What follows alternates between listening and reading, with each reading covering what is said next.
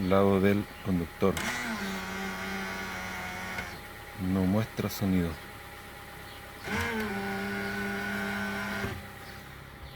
Y lado del copiloto.